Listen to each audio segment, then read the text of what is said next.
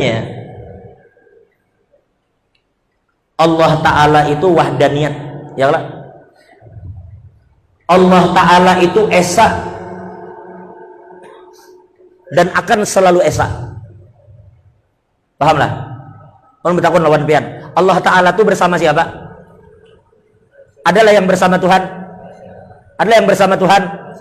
Kadada sesuatu yang bersama Tuhan. Allah itu sendiri dengan keesaannya. Ada pertanyaan, orang bertanya lawan pian, Allah Ta'ala itu dulu lawan siapa? Maka kita jawab Allah Ta'ala sendiri. Lalu kayak apa pian? Hendak kenal lawan Tuhan kalau Allah itu sendiri dan kita kadada. Ini yang disebut dengan martabatul ahadiyah, atau disebut dengan martabat la ta'yin. Masa yang tidak ada apapun yang bersama Tuhan, hanya Allah sendirian. Paham sampai sini lah? Ini yang dikatakan kuntu kanzan makhfiya fa ahbabtu an u'rafa. Ujar Allah, aku ini adalah sesuatu yang tersembunyi dan aku ingin dikenal. Tapi siapa yang bisa kenal Tuhan kalau sidin sorangan? Lalu Allah menciptakan berataan makhluk, tapi sebelum makhluk diciptakan, lalu ini di dalam kitab Al-Mawahibul Ilahiyah, ini disebut dengan Allah Al-Mutajalli bi ismihil batin. Allah yang bertajalli dengan dirinya yang bernama batin. Jadi Allah itu batin. Apa arti batin? Batin itu kada nampak. Pokoknya Tuhan itu jangan pian cari pun pian cari Tuhannya teh, karena kau melihat la tudrikuhul absar wa huwa yudrikul absar wa huwal latiful khabir. Allah Ta'ala itu kada kawa dilihat karena Allah batin. Lalu Allah Ta'ala setelah bertajalli bernampak dengan namanya batin, Allah hendak juga bertajalli dengan namanya zahir. Lalu dimulailah tajalli zahir. Ini yang kedua, martabat kedua. Lalu dikatakan dalam kitab itu, falamma arada subhanahu wa ta'ala ayyatajalliya bi ismihi zahir faqabada qabdatan min nurihi wa qala kuni muhammadan. Lalu setelah Allah menghendaki penampakan zahir, maka wujudlah Sayyidina Muhammad. Ini kalau dalam martabat 7 orang nyambat, ini disebut dengan martabatul wahidiyah atau martabat ta'ayyun awal atau ta'yin awal jarang, atau martabatul ahmadiyah atau martabatul haqiqatil muhammadiyah, atau ujar orang tuha kita bahari martabat nur Muhammad sallallahu alaihi wasallam. Perhatikan, paham sampai? Berarti sekarang ada berapa? Jadi sebenarnya hakikat Nabi Muhammad itu adalah penampakan Tuhan. Kenapa? Karena memang Allah ingin menampakkan kebesarannya di wujud Nabi Muhammad. Paham ini? Baik. Sekarang tinggal Allah dan ada Muhammad. Lalu cuma dua aja, syahadat asyhadu an la ilaha illallah asyhadu anna Muhammadan. Kita ini cuma saksi aja. La ilaha illallah Muhammadun Allah dan Muhammad sekarang, ya Allah. Lalu dari Muhammad ini tafarra'al wujudu khalqan ba'da khalqin bima hadatsa wa ma taqaddam. Lalu ada kita berataan. Dari mana kita ini ada? Kita ini lahir dari haqiqatul Muhammadiyah. Dari hakikat Nabi Muhammad pecah menjadi seluruh alam termasuk kita berataan. Nah, sekarang perhatikan baik-baik. Hakikat Nabi Muhammad ini Pak Ai kada kawa dilihat. Hakikat Nabi ini kada kawa dilihat. Tetapi hakikat ini harus muncul ke dunia. Perhatikan. Ini di papan tulis ada apa sekarang? Di papan tulis ini ada apa sekarang? Kosong. Ini bisa diumpamakan, tapi subhanahu wa ta'ala amma yasifun. Ini kosong, seakan-akan ini namanya la ta'yin, masa di mana Allah Ta'ala sendirian dan tidak ada yang bersama Tuhan dan batin.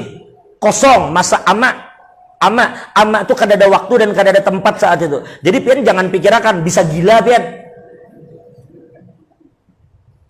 Jangan mikirkan masa itu, waktu kada ada, tempat kada ada, kayak apa aja ujung-ujung. Makanya jangan dipikirkan. Kita jangan mikirkan nang kosong ini. Lalu setelah Allah menghendaki makhluk ada, lalu Allah menciptakan hakikat Muhammadiyah. Hakikat Nabi Muhammad atau Nur Muhammad itu di kalangan para arifin itu disebut dengan nuqtatul wujud. Makanya Syekh Saman di dalam syair beliau binuqtatid dairatil musyirah liwahdatil madhahiril katsirah. Perhatikan, ini ada titik. Ada betah lagi ulun ulah ganal, ini lain tompel lah. Ini titik, sengaja ulun ganali supaya pian melihat. Jelas kah? Ini titik namanya.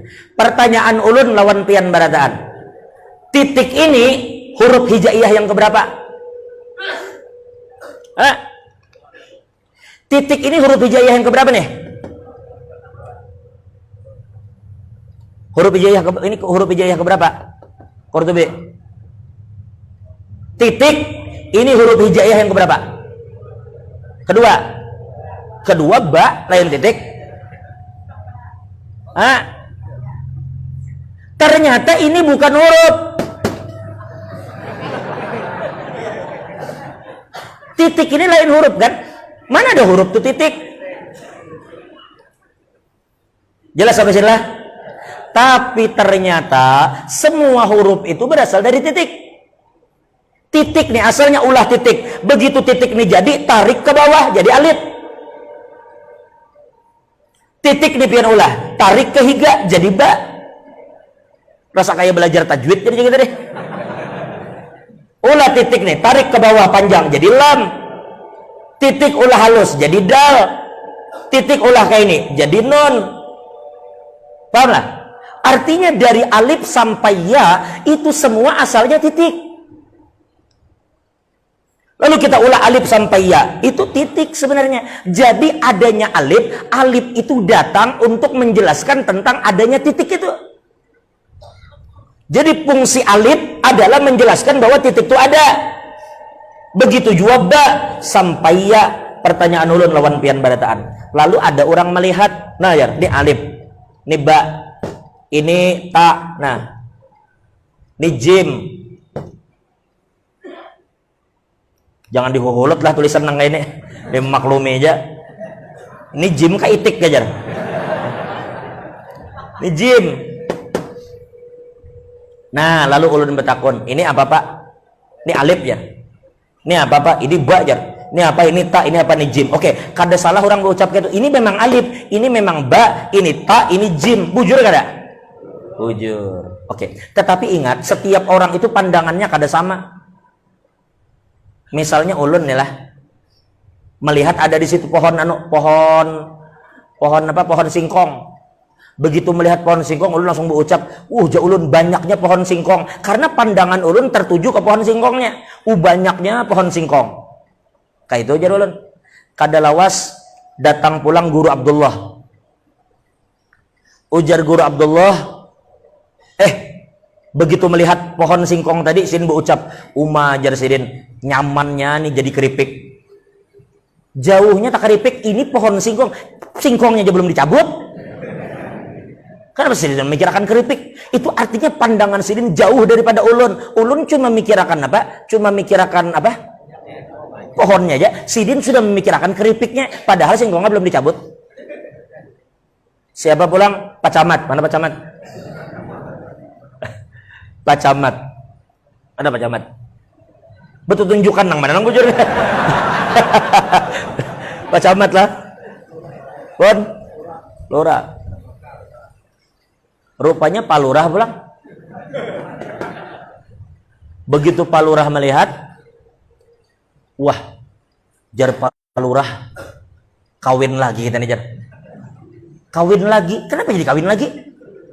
Sekalinya pikiran Sidin, ini bila dicabut jadi singkong, bila singkong jadi ulah jadi keripik, sama kayak Sidin. Tapi lebih tinggi, ini keripiknya jadinya banyak, bilanya ku ekspor ini hasilnya besar, kalau hasilnya besar untungnya banyak. Nah untungnya kawin Sidin ku bawa kawin lagi. Paham gak? Artinya pandangan Sidin lebih jauh. Nang dilihat sama tapi pandangan kada sama.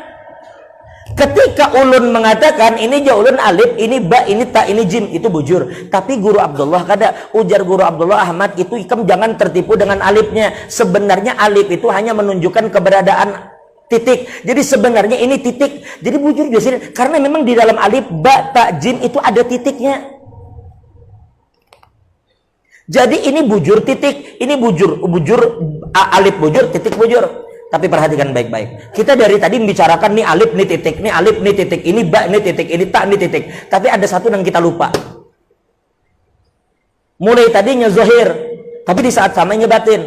Di saat nyebatin, di saat sama zahir apa? Kita bicara nih alif, ini titik, ini alif. Tapi ingatlah pian, sebenarnya nang iyanya adalah tinta sebujurnya.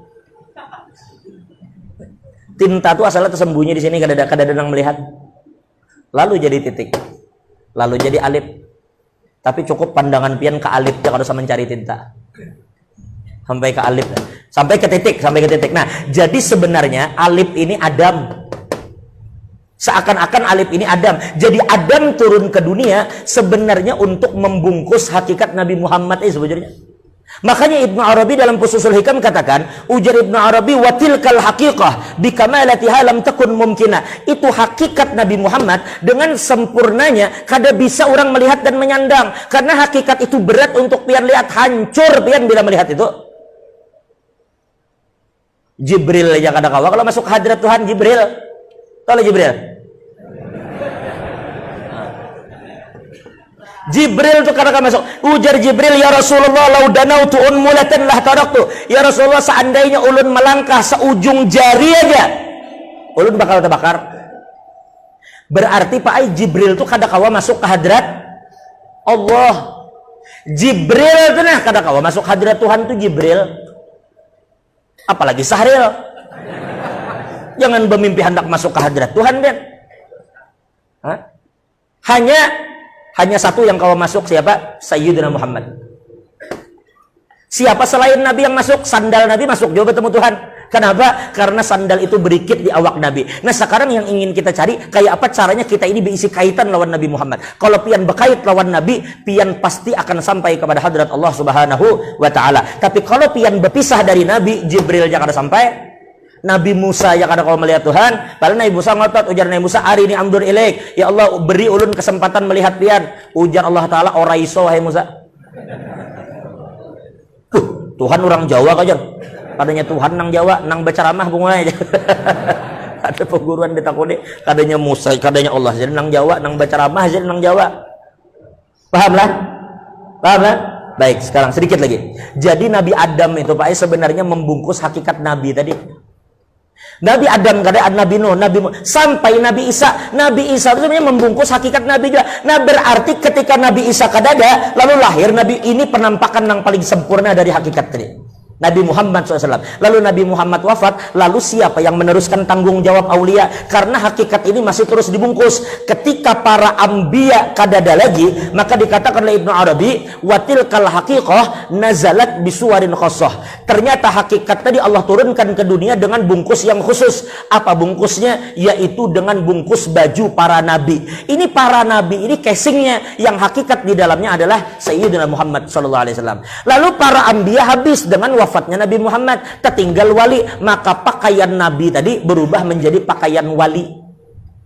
Ai libasul nubuwah berubah menjadi libasul wilayah. Tetap lalu ada Habib Abdullah Al-Idrus, ada Syekh Bakar bin Salim, Umar Abdurrahman Attas, ada Datuk Abdurrahman, ada Datuk Kalampayan, ada guru sekumpul. Ingat, mereka semua ini hanya casing, tetapi hakikat di dalamnya adalah rahasia Sayyidina Muhammad sallallahu alaihi wasallam. Itu maksud kita. Jadi mereka ini berbeda nama, biar aja. Jadi bila guring di belakang nggak kelihatan. Mereka ini namanya beda, zamannya beda. Datuk Kalampayan dengan Datuk Sapat ada sama zamannya. Mereka ini namanya beda, zamannya beda, tempatnya beda, tetapi hakikat di dalamnya sama. Jadi maksud Habib Umar itu apa? Maksud Habib Umar yang kamu pandang tuh titik tuh nah. Nah kayak itu kita berataan memakai, lalu kita memakainya kayak apa? Di dalam awak pian ini Pak Ai ada ruh. Ruh itulah titiknya. Alif itu jasad pian. Jasad ini membungkus ruh. Ruh itulah hakikat Sayyidina Muhammad. Ini awak ulun kau bergoyang Nabi. Kenapa jadi ulun bergoyang? Karena ada ruh. Coba kada ada ruh kalau bergoyang. Bukahan benar ya orang. Hantu ngaranya. Berarti ruh itu hebat. Ruh itu rahasia Nabi Muhammad. Lalu sadari kenapa aku bisa beribadat. Ternyata hakikatnya nang beribadat tuh ruh itu. Bukan pian nang beribadat. Titik itu nang hebat. Oh makanya. Lalu insya Allah amal pian itu tembus ke hadapan Tuhan. Kenapa? Karena nang menggawi lain pian, nang menggawi ruh tadi. Sedangkan ruh itu adalah rahasia Sayyidina Muhammad. Jadi sampai di sini terakhir, bila pian memandang aulia, boleh pian pandang itu wali, bujur juga. Tapi mun hendak menyempurnakan pandangan, sebenarnya wali ini hanya casing dan bungkusnya aja. Inti di dalamnya adalah rahasia Nabi Muhammad Sallallahu Alaihi Wasallam. Makanya Nabi Muhammad tuh kada mati.